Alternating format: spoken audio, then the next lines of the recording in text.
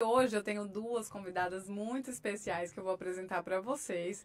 A Cauana, que é psicóloga, e a Dione, que é mãe atípica, que é ativista, que também é terapeuta. A gente vai descobrir tudo isso nesse bate-papo. A gente estava conversando aqui nos bastidores que quando o diagnóstico vem, a investigação vem também um monte de dúvidas, né? As dúvidas desde quem é o profissional que faz esse diagnóstico. Eu falava assim, então é um neuropediatra, mas aí a gente descobre que é a equipe multi, que normalmente o neuropediatra ele vai fazer, né, alguns exames clínicos, mas ele muitas vezes vai encaminhar para um psicólogo, para um psicomotricista, para um fono. Então a gente hoje compreende, né? É tão natural esse universo. Mas eu lembro quando falavam assim pra mim: ah, você já foi no psicomotricista? E eu falava: o que que é isso?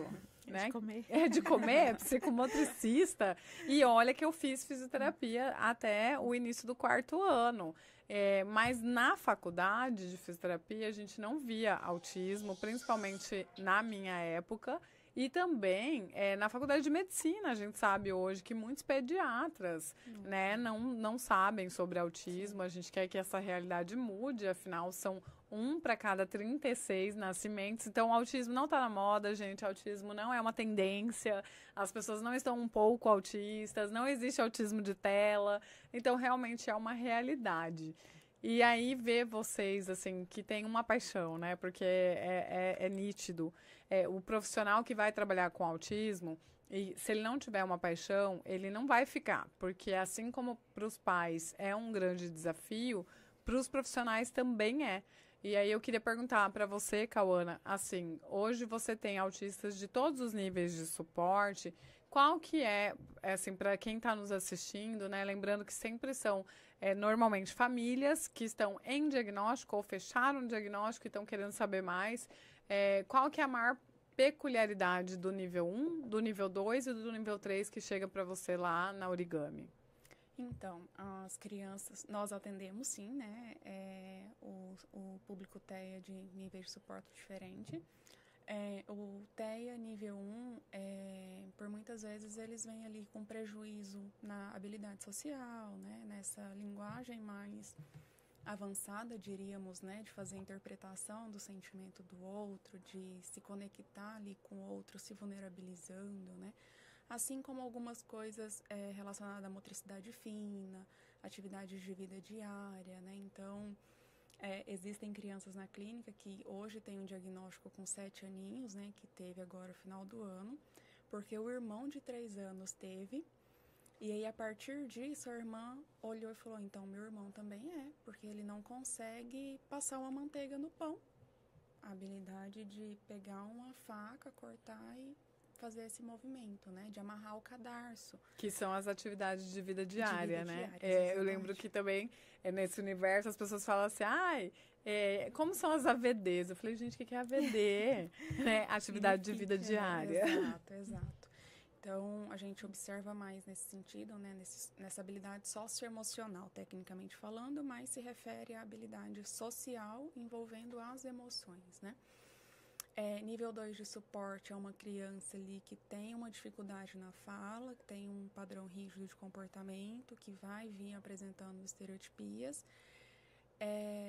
mas ele está em desenvolvimento, assim, né? Eu falo que o desafio de atuar no TEA é essa esperança que a gente sempre tem, né? Que a gente já pegou casos de autolesivo e heterolesivo muito graves, da criança bater a cabeça 15 vezes por hora, com 1 ano e 10 meses, que hoje, com 5 aninhos, está no autista leve. Que legal, que legal. Então, Isso significa que sempre pode mudar, né? A realidade sempre pode mudar. Eu falo muito para as pessoas, né? Eu fiz um post sobre níveis de suporte e foi muito assim, teve mães, teve familiares, até profissionais que vieram e falaram, isso aí é só nomenclatura. Mas não é só nomenclatura, porque se você tem um nível, significa que pode subir e pode descer. sim, Né? sim. Então você sabe que tem um nível 2 que não é um rótulo para sempre. Ele pode se tornar nível 1. Sim. Né? E isso dá para os pais uma esperança de que vale a pena investir nas terapias, lutar por terapias, né? É que entra tudo pela média geral, né? Uma vez eu peguei uma avaliação neuropsicológica de um médico aqui em Cuiabá, que ele não é especialista na área, né? E ele, Cauana, um amigo me procurou, o filho dele tem 14 anos, tá com episódios de suicídio, né? Não sei mais do que. E agora ele está em investigação de autismo. Olha aqui essa avaliação, né? E quando você pega a avaliação neuropsicológica, realmente, né? Você olha para a habilidade social, é leve, mas você olha para as funções executivas, é grave, por exemplo, né? Tipo, vai mudando de acordo com cada aspecto, né? Mas você explicar tudo isso para uma pessoa que não estuda, que não tem conhecimento acerca, não tem como, é muito difícil. Para a gente, enquanto profissional, é muito difícil, às vezes, fazer essa interpretação dos testes, né? Então, a gente acaba, né, indo por essa média geral que a medicina foi desenvolvendo com o DSM-5, né, para ir enquadrando, né, explicando de forma mais objetiva. E as crianças de nível 3 são as crianças não verbais, né? A gente, então, vai entender, assim, aquela criança autista 1 que está na sociedade, que muitas vezes não são diagnosticadas, que passam despercebidos, que eles precisam de menos suporte. A criança nível 3 é aquela que precisa de muito mais suporte, né? Então, ela é não verbal, ela precisa de ajuda física para muitas coisas, né? Então, a criança de 4 aninhos que você fala tchau, ele não tem esse comando do tchau ainda. Então, seria mais ou menos por essas vias, né? Que a gente vai analisando, assim. Perfeito. E na musicoterapia, como é que é a diferença? Vocês têm lá todos os níveis de suporte, eles interagem juntos, é separado? Como que funciona? A musicoterapia que a gente tem no PHD é sessões individuais. Pode acontecer muito raramente, a gente precisar de trabalhar uma questão específica com uma criança que, coincidentemente, a gente precisa trabalhar com outro paciente, a gente acaba fazendo.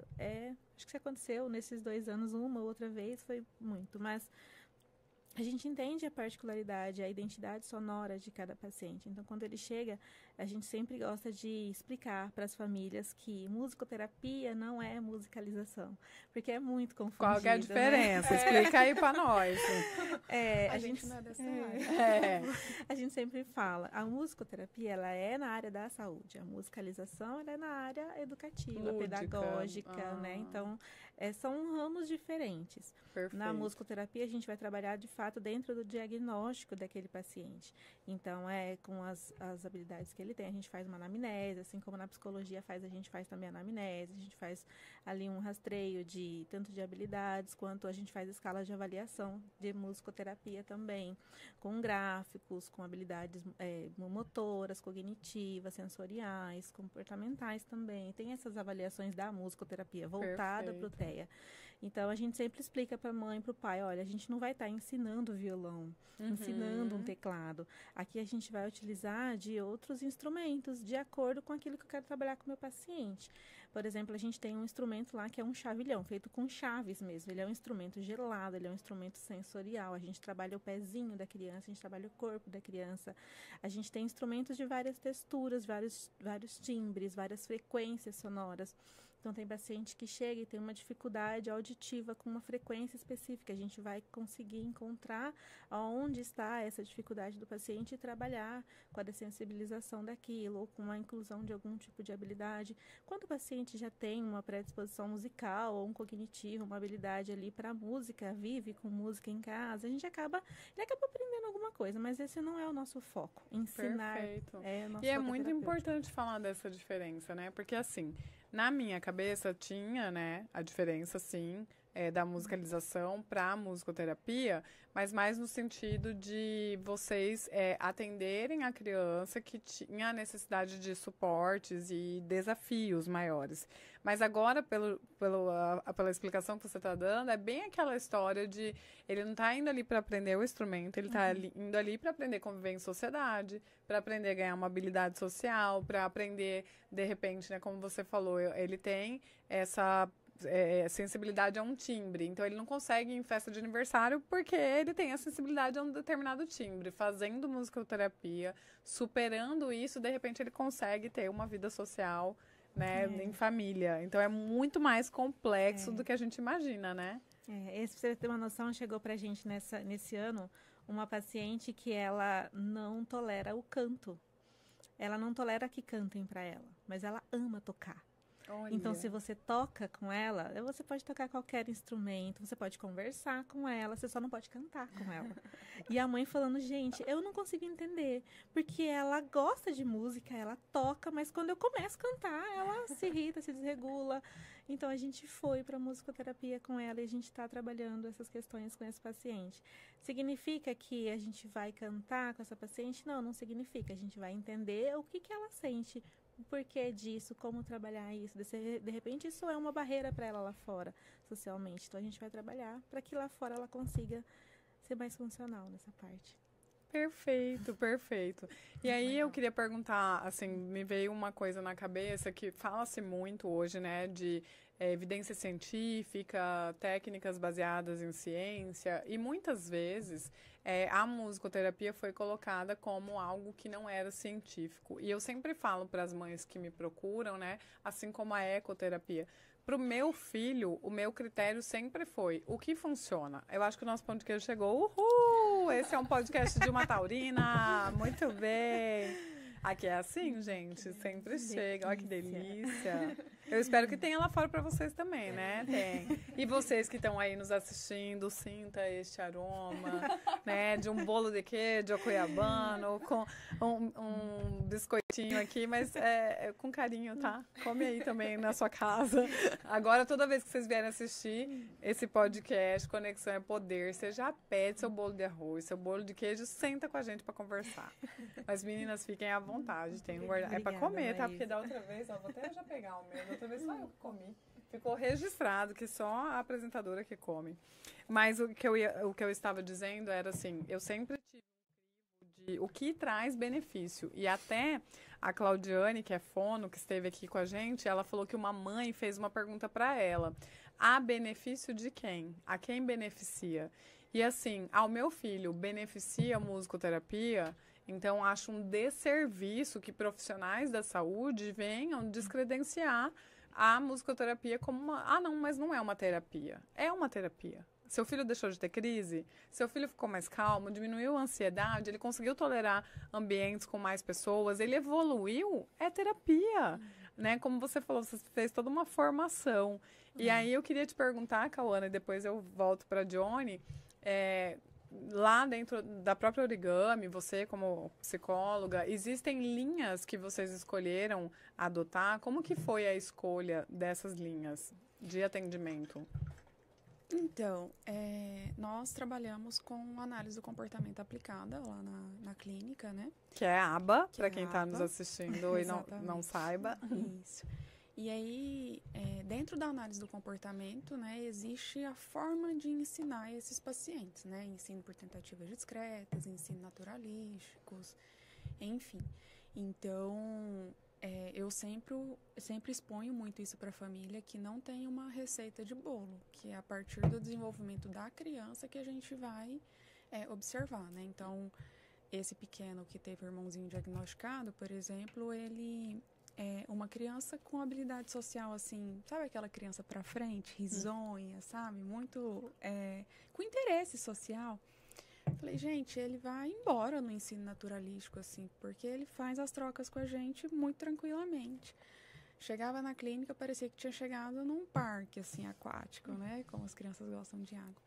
Então, assim, o que eu exponho muito para as famílias é que vai oscilar e a Origami está ali disponível para evoluir junto com os pacientes, sabe? Se hoje a análise do comportamento aplicada, se é pelo ensino naturalístico, se é pelo ensino de tentativa discreta, está sendo benéfico para esse paciente, a gente vai continuar seguindo.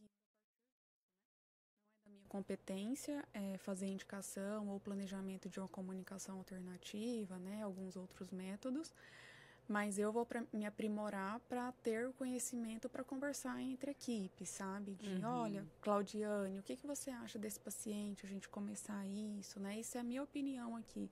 Porque foi aquilo que você começou, né? Quando a gente lida com o ser humano, não dá para a gente entender só de psicologia, ABA.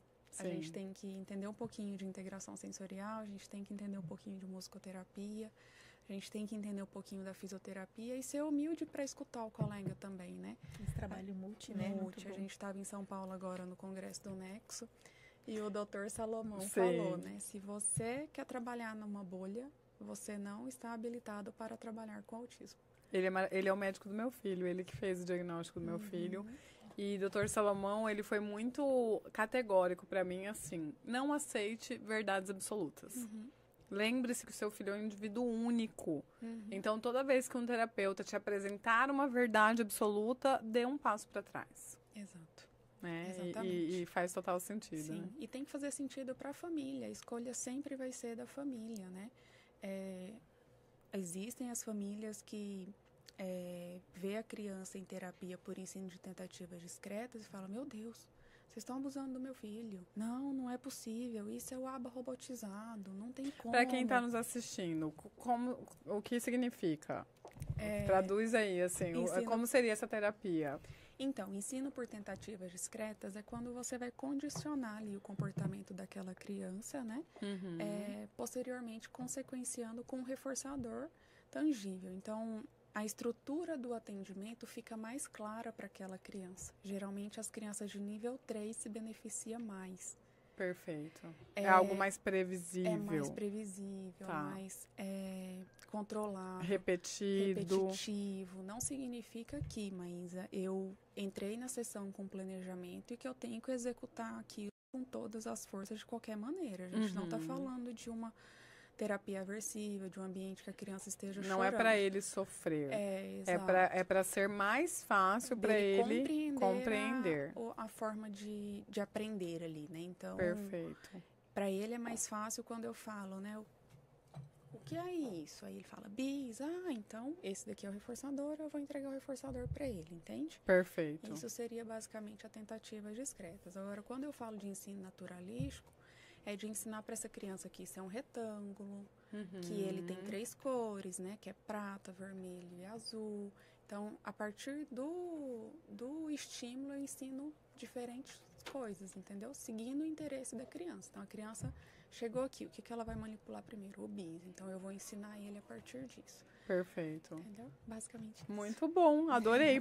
Foi uma explicação muito fácil.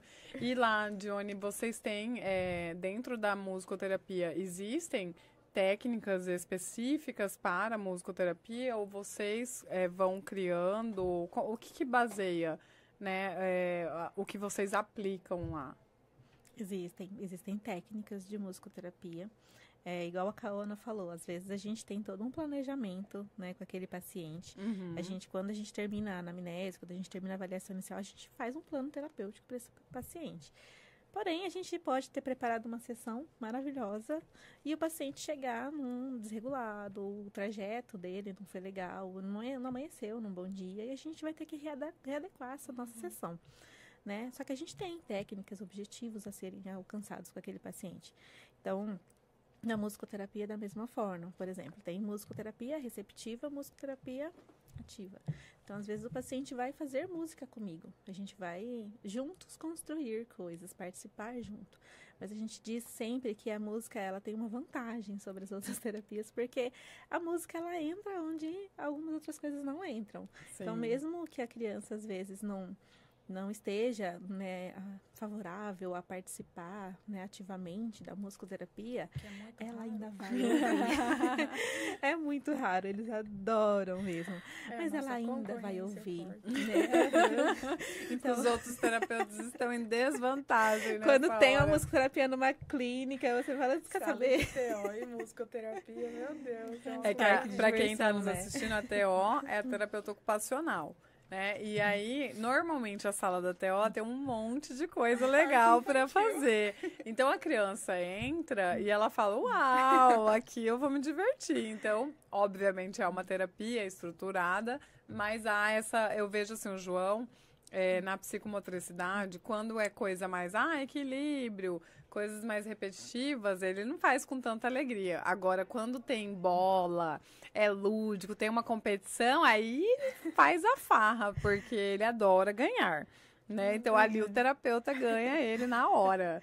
Então, eu imagino que para a musicoterapia sempre há uma abertura maior, né, da criança. A música faz parte de nosso cotidiano, né? Desde que a gente nasce, desde o intrauterino. Tanto que existe a musicoterapia na maternidade. Então, a musicoterapia existe em ambientes hospitalares. A gente vive música o tempo todo. A gente, às vezes, só não tem tanta vivência com música por a gente não prestar atenção. Mas existe, né? Sim. Então, na musicoterapia, a gente vai entender. Aí já não é mais o meu repertório. Qual é o repertório do meu paciente? Eu não trabalho com aquilo que eu gosto, com as músicas que eu gosto, é com as músicas que ele gosta, Que com a legal. identidade sonora dele. Então, assim, quando eu estava falando, às vezes eles não chegam. Pode ser que aconteça do paciente chegar e não querer tocar, não querer explorar um instrumento, não querer fazer uma atividade musical. Mas a música faz o trabalho dela. Entendeu? Sim. É diferente, tipo assim, a psicologia pode não fazer o trabalho dela sem um mediador, sem um terapeuta, mas a música faz. Sim. Então, se eu toco uma música para um paciente, se eu a vibração, aquela melodia, existem ramos da musicoterapia, por exemplo, que trabalha a musicoterapia musicocentrada, ou seja, a própria música vai fazendo o seu trabalho, com as cadências, com os timbres, com o campo harmônico, é maior, é menor, aquela melodia vai fazendo o seu trabalho com o paciente, vai regulando aquele paciente. Já teve vezes, por exemplo, do paciente chegar, tomou medicação, não conseguiu passar bem a noite, e ali ele dormiu na sessão, e a gente continuou fazendo a musicoterapia com o paciente deitado Que no nosso estava colo. exausto e precisava daquele momento, né? Exatamente. Restaurador, foi restaurador para ele, né? E ainda assim a musicoterapia continua, porque a musicoterapia ela é vibração, ela não é só auditiva. Tanto que existem equipes de cegos, surdos que trabalham com música, né? Sim. Então sim. a musicoterapia... Eu tenho uma amiga, ela é surda, a Reane, e ela faz vídeos para a internet de danças e de maquiagem com transições. E aí eu falava, mas como, Reane, que né, você faz isso? Ela não escuta nada, absolutamente nada. Então ela faz leitura labial, mas no caso da música ali não vai ter. Ela fala, eu vejo os sinais, né? Então quando você vai, por exemplo, num editor, tipo o CapCut, o InShot, que tem, você vai inserir uma música num vídeo, tem lá os sinais. Então, quando ela faz um vídeo de maquiagem, pelos sinais ela sabe quando é a transição para fazer as dancinhas de maquiagem. E quando é uma música para dançar, ela pega na caixa de som. Então, pela vibração da caixa de som ou do piso. Então, assim, sempre que ela ia fazer uma festa de aniversário, ela ia para um lugar que a caixa de som fosse ficar num piso, por exemplo, de madeira, porque ele vai vibrar. E aí, com a vibração e ela prestando atenção em como as pessoas estavam dançando, ela se libertava e dançava ali, mesmo sem ouvir uma nota sequer. Então, você vê, a música, até para quem não está escutando, ela faz a diferença, né? Sim, e a madeira é um condutor de frequências ele vibra bastante, tanto que tem muitos instrumentos de madeira, e realmente o piso de madeira, ele favorece essa questão da vibração, do sentir a música. E mesa lira, por exemplo, uma mesa, né, que as pessoas deitam ali, tem cordas embaixo, é afinada com tubos de frequência, que é um instrumento fantástico para se trabalhar, né, com vibroacústica, com essa questão auditiva mesmo. Então a musicoterapia é um campo muito rico. E para o autista faz muita diferença. Sim. Cauana, eu ia te perguntar, e o cognitivo comportamental? Porque o João fez cognitivo comportamental. O que você acha? Então, sou apaixonada por essa que abordagem. legal. Acho que a análise do comportamento aplicada e a teoria cognitivo-comportamental se completam muito, né? No entanto, teoria cognitivo-comportamental, porque cognitivo se utiliza-se de técnicas da análise do comportamento também, né? Para pacientes nível 1 de suporte, acima de 7 aninhos, eu gosto bastante para trabalhar essa abstração, essa tomada de perspectiva, essa regulação emocional, eu gosto muito. Que legal. Ó, para quem está nos assistindo, é o famoso TCC, né? Isso. Porque as pessoas chamam de TCC, é a terapia cognitivo-comportamental. O João, ele teve um diagnóstico tardio, né? Então, como ele foi diagnosticado ali com 10 anos, então a gente começou a investigação com 5, nós demoramos 5 anos para ter o diagnóstico numa peregrinação, uma verdadeira via crucis, e quando a gente chegou no Dr. Salomão, ele falou justamente isso, ele falou, olha mãe, o tempo do ABA para o João, isso não significa que se você tem um menino de 14 anos, de 10 anos, ele não vai poder ser indicado ABA, né? Isso cada um é uma coisa, é particular de cada um. Mas para o João, nível 1 de suporte, com altas habilidades e com os comprometimentos que ele tinha, o médico dele indicou o cognitivo comportamental. E a gente foi, né, apostamos em confiar. A gente tem que confiar também, né, na pessoa de referência.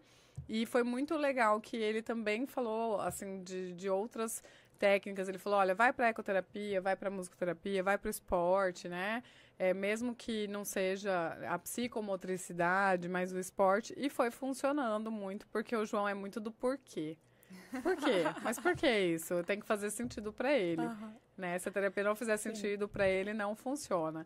E já eu vejo hoje que o ABA, para algumas crianças, né, que ainda não estão, os pequenininhos, que ainda estão com muita confusão em comandos, né? Às vezes a gente dá comandos muito complexos. Eu aprendi isso, assim, que para o autista, quanto mais simples for o comando, mais resultado a gente tem, né?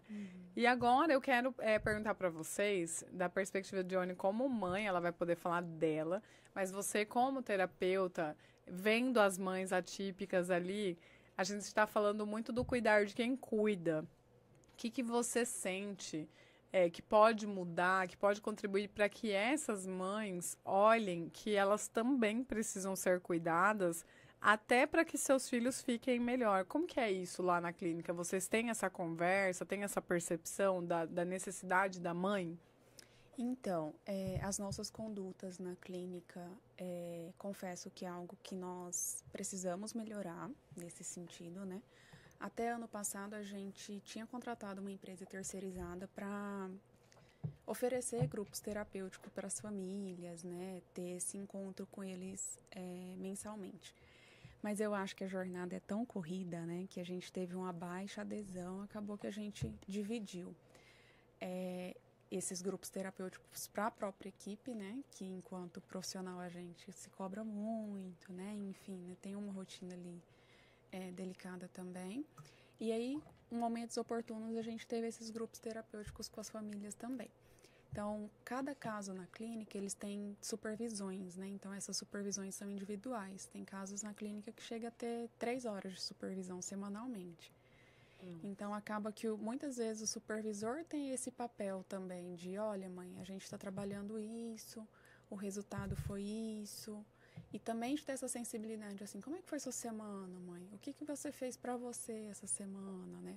Mãe, vamos pedir ajuda pro papai, vir buscar o filho na terapia, né? Você quer que a gente marque a reunião com ele, ao invés de marcar com você? Então, a gente até pergunta para elas antes, assim, porque às vezes elas não se sentem confortáveis, né? De incomodar o provedor, muitas vezes, em casa, né? Então, a gente vai caminhando conforme as possibilidades, assim. Agora, achei bonitinho que eu sugeri para o administrativo que a gente, ao invés de dar presentinhos do Dia das Mães e para o Dia dos Pais, a gente ofertar esse grupo terapêutico novamente, tentar novamente, né? Sim. E lá na clínica eu gosto muito de trazer os pais e os profissionais para a decisão, assim, né? Porque eu acho que não tem que agradar só a mim, agradar a todos que estão ali se beneficiando, né? E aí eu mandei uma enquete no grupo dos pais. Falei assim, estamos pensando em trazer o grupo terapêutico de novo para vocês no mês das mães, né? Nos meses dos pais. O que vocês acham, né? Eu coloquei sim ou não, prefiro um presente para eles escolherem. E aí eu me surpreendi, porque assim, o máximo que a gente teve de participantes nos cursos e nos grupos terapêuticos foram 5 pais. E assim, era o mesmo pai daquela mesma mãezinha, sabe? Sim. E eu tava falando com a Dione, lá na clínica a gente atende uma média de 30 famílias, 32 famílias, né? Então era bem pouquinho, né? Comparado pela quantidade. Aí na hora que eu tive esse retorno deles, eu falei, nossa, que bonitinho, eles estão querendo esse cuidado, para né? essa possibilidade, né? Possibilidade. Que legal. E aí a gente vai fazer novamente, né, algo voltado para grupo. E aí com essa expansão da equipe que eu tive esse ano também, uma das nossas terapeutas, ela veio da TCC, né? Ela já se identificava na época da faculdade e tudo. E aí eu conversei com ela, falei, olha, a gente percebeu que você tem muita propriedade de lidar com pessoas mais velhas, né? Você se relaciona muito bem com os pais e tudo. Aí a gente está conversando sobre a possibilidade de estender esse atendimento para os pais, sabe? Uma psicoterapia individual para os pais dentro da clínica. Perfeito. Eu acho que não tem, né? Não, aqui eu acho que só uma clínica que oferece, né? Em Cuiabá. Que legal. E Porque assim, a mãe fica ali na sala de espera, né? Exato. Muito tempo e ela Exato. poderia ter acesso a uma terapia Exato. para ela, né? Eu- Enquanto o filho tá numa rede de apoio ali, ela vai Exato, poder. Exatamente. É. E aí tem aqueles casos, assim, que a mãe foi aquele filho muito desejado, mas que a mãe não podia engravidar e que hoje está lidando com o diagnóstico que a gente encaminha para terapia, meio que não negocia. Mãe, você precisa de terapia.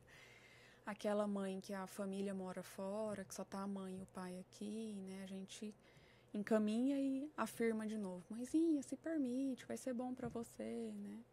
Aí, com esses casos que a gente vê que está naquele extremo, assim, a gente fica pontuando várias vezes. E a gente vai fazendo o que a gente consegue ali na rotina, com as supervisões, com o apoio da supervisão. Perfeito. E você, Dione, como que você se cuida? Como que cuida de quem cuida? É engraçado que a gente esquece que a gente precisa de cuidado. Quando a gente vira, né, se vê mãe de um autista, a gente começa a priorizar tanto essa criança. E a gente tem que tomar cuidado com esse limite, porque se você não estiver bem, o seu filho acaba empacando. Sim. Eu sempre digo que o Adler é o termômetro lá de casa. Quando a gente tá tudo bem, nas terapias fluindo, sabe? A gente tá em casa com as coisas tudo tranquila. Ele é aquela criança que rende mais na terapia, sabe? Ele evolui muito mais rápido. Mas quando a gente tá patinando em algumas questões, assim, pessoais, ele já começa a dar uma regredida. Ele sente muito, sabe?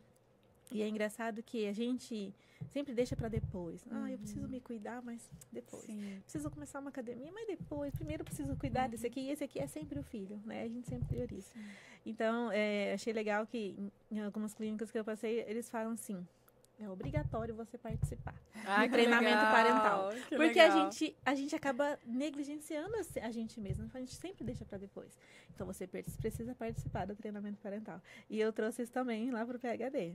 Né? Lá é uma realidade diferente, porque a gente costuma dizer que no mundo da maternidade atípica, a gente fala tá todo mundo no mesmo barco, né? Mas quando a gente vê pessoas, mães solos, baixa renda, sem rede de apoio, sem, às vezes, o que alimentar essa criança. Você imagina, você tem uma criança com seletividade alimentar, só que você não tem condições financeiras de comprar variedade de alimentos. Né? Então, você começa a perceber que é o mesmo mar, não o mesmo barco. Né? Uns Estamos iates, no mesmo outros mar, bote. tem gente que tá num bote inflável que tá furado, Exatamente. desesperado, e tem gente que tá num iate maravilhoso. O que dor é dor, sofrimento é sofrimento, mas não tem como dizer que a luta é a mesma, né? São realidades muito discrepantes. Muito. E eu costumo sempre pedir, eu me lembro de vezes em que eu chegava na terapia, eu só queria deitar e dormir. Aí eu aproveitava aquele sofá gostoso das clínicas, sabe? Aquele cafezinho. Aí uma ideia, vamos lançar a sala do soninho para as mamães, né? Tem sala de amamentação, tem sala de estabilização sensorial, sala do soninho para as mamães que querem só fechar o olho e dormir. Só dormir um pouquinho. E principalmente quando a gente sabe que a nossa criança está ali sendo assistida. Muitas clínicas têm o cuidado de dar acesso, né, à sessão para você, né, todo um pós igual a supervisão, trazer a gente para dentro da terapia, mostrar o que está acontecendo. Isso faz muita diferença também. Mas eu falo que ser mãe é isso, sabe? A gente acaba se descobrindo com as prioridades diferentes, mas a gente não pode deixar de se cuidar. É muito importante para a nossa criança. Muitos terapeutas falam, se eu não cuidar de você, eu não vou estar cuidando do Adrian. Para eu cuidar do Adrian, tem que cuidar do contexto do Adrian, que inclusive é a família. Com certeza. E a dança continua? O coral. A dança das mães? É o coral, né? A gente Mas fez tem a dança também. E aí? Fala isso, porque a gente vai começar sábado agora. Se elas ouvem dança aqui. Meu Deus. Tô brincando, gente. Mas Como que funciona o coral? É um grupo, né, terapêutico de mães. A gente É um começou, coral terapêutico. Um coral terapêutico. Tá, que dança também, traz, tá, gente? a gente traz as mães. E ali é o momento delas, né? A gente, é uma vez por mês, na verdade. Desde agosto do ano passado, a gente começou a fazer com os pais também. Ah, que porque legal! A gente começou eu não a trazer vi com os pais ainda. Não, a gente trouxe que legal! os pais. Então, por exemplo, agora em março é das mães, em abril é dos pais. A gente vai intercalando, né? Perfeito. E aí, ali a gente canta, a gente faz coreografia, a gente traz... Né? É o nosso momento musical. E é engraçado, mas a gente falando de cuidado materno, teve, num dos primeiros encontros, uma fala de uma mãe que me impactou tanto. Porque eu perguntei para elas, né? Pedi uma tarefinha de casa para elas trazerem no nosso próximo encontro uma música que fizesse elas felizes, né? Que trouxesse para a gente poder entender. E teve mães que chegou e falou assim para mim: há muito tempo eu não escuto música. Nossa. Eu nunca mais ouvi uma música assim, parar para escutar uma música, eu não sabe? sei o que eu gosto atenção. mais, né? Exatamente. Tem a mãe, eu falo muito assim, às vezes com a política, é tudo muito duro, né? Uma realidade que entrou na minha vida, como você falou, de ver mães e ver famílias que passam por uma vulnerabilidade tão grande que a gente fica com um cotidiano muito endurecido. E você começa a esquecer, assim, o que te faz dar gargalhada, né? O que é leve pra você, que música que você gosta, de colocar uma música, sei lá, pra tomar um banho ali, ouvindo uma música legal. Então, eu tenho me policiado, assim, pra me reconectar. Eu sou muito do samba, eu adoro samba. Eu falo, gente, eu certamente, eu ia viver muito bem numa comunidade, assim. Eu ia ser de alguma escola de samba, eu ia ajudar a fazer todo o carnaval, o batuque do samba, o ritmo, essa coisa de você dançar livre, sabe? Suar, botar pra fora. E aí, hoje, eu tento, pelo menos, assim, uma vez por mês, ir sambar, sabe? Nem que seja dentro da minha casa. Mas é tão divertida, era uma coisa que fazia tão parte da minha vida que eu fiquei, posso falar, anos sem fazer. Anos sem ouvir uma música que eu gosto, assim, que é vibrante, né? E como isso muda, né?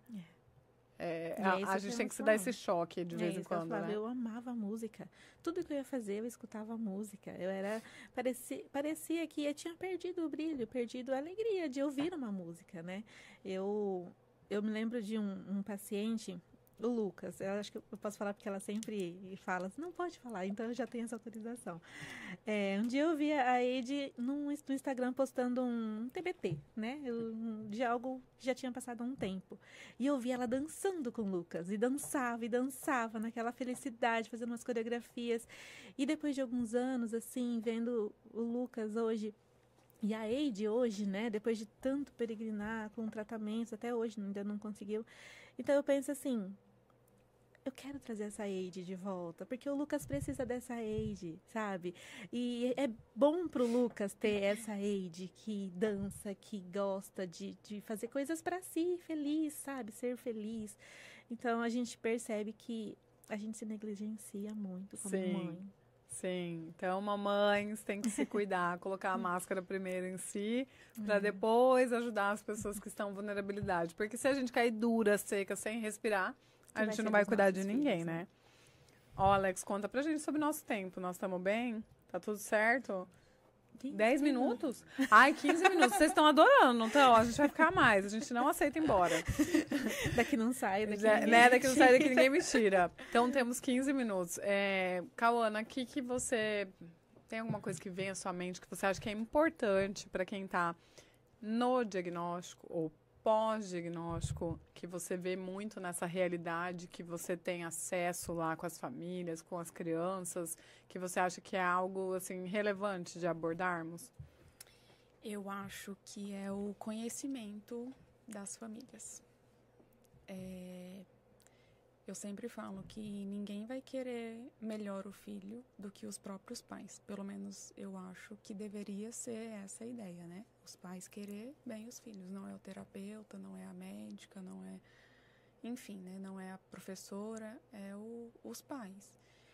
E por mais que o terapeuta possa ter todas as boas intenções, a gente tem a nossa limitação cognitiva, a gente tem a nossa limitação de experiência de vida também, né?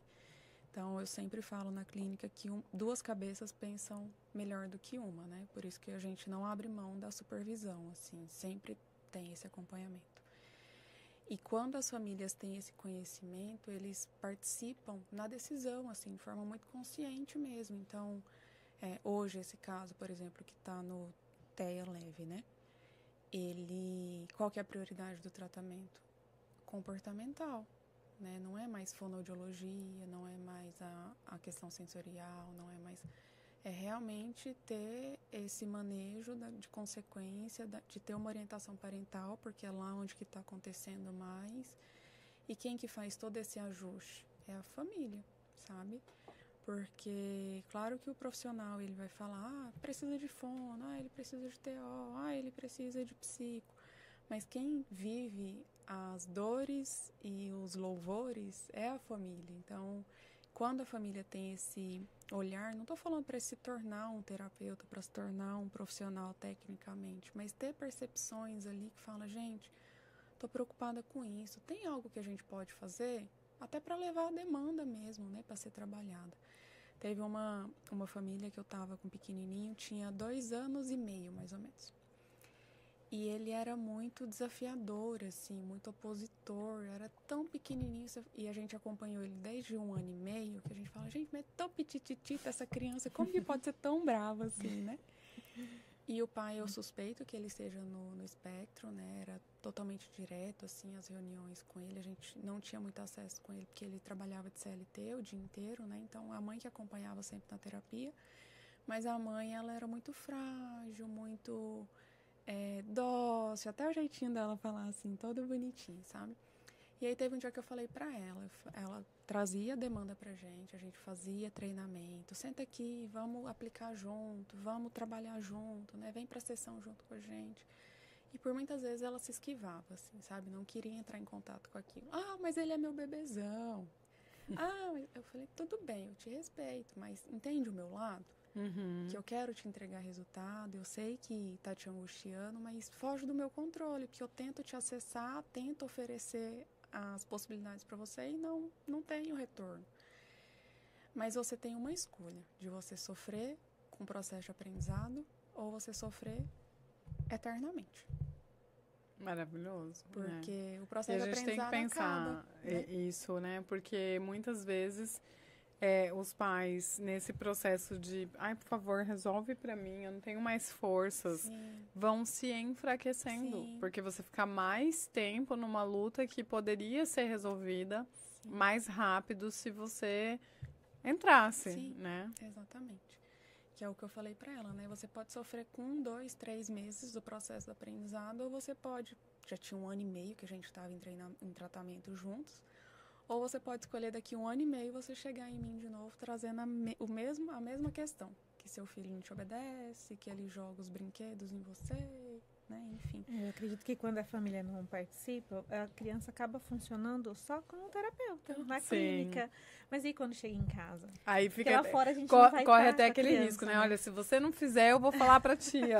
aí ficou feia a situação, né? Quando você tá precisando dizer que você vai contar pra terapeuta o que aconteceu, né? Então, eu acho que se eu pudesse, é algo que eu tento focar muito, assim, na proposta de trabalho da Origami, assim, o quanto os pais são importantes. Hoje a gente atende uma família de Pontes e Lacerda, que até convidou a gente a abrir a 2ª unidade lá, né? E a mãe, ela é empresária, ela é arquiteta e ela tem 3 filhos. O último, de 4 aninhos, foi diagnosticado no TEA. E aí ele é não verbal ainda, ele é nível 3 de suporte. Aí ela foi na neuro aqui, foi em neuro em São Paulo, procurando resposta de tudo quanto é forma, porque eles têm, né, essa possibilidade financeira de fazer isso. Sim. E aí eu falei, será que se a gente não tirar os 15 minutinhos do seu dia, dessa correria, a gente não conseguir essa linguagem desse menino? Porque às vezes não é o tratamento mais caro, não é ir para São Paulo, não é tudo isso. Às vezes é o seu tempo de qualidade que está precisando com essa criança para ele desenrolar essa linguagem, sabe? Então eu tento muito fomentar, assim, que os pais participem, assim. E 25 a 30% das crianças serão não verbais, né? E Sim. muitas vezes sem explicação fisiológica, sem explicação morfológica, cognitiva, Sim. neurológica, né? E as tentativas precisam acontecer, né? A gente veio uma fono pra cá E ela fez uma palestra lá no Centro Teatro que eu fiquei encantada. E ela estava contando de uma paciente dela que começou a falar com 15 anos. Então, assim, ela passou 15 anos, não fazia sentido falar. E com 15 anos ela conseguiu falar alguma coisa, né? Despertou, fez aquele clique. Então, eu acho que, assim, além da ciência, além da técnica, existem também as tentativas, porque muitas vezes existe um fator emocional que está por trás ali, e esse fator emocional só vai ser superado com essas tentativas, né? E, Dione, o que tem, assim, lá na musicoterapia que você acha que é muito relevante, que a gente não pode deixar registrado aqui? Que a musicoterapia é uma terapia complementar, mas é uma terapia muito importante.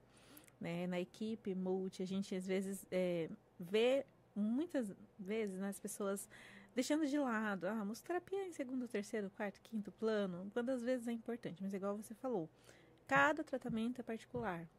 Então, se funciona, tem o paciente que ele não consegue ir em outras terapias, somente na musicoterapia.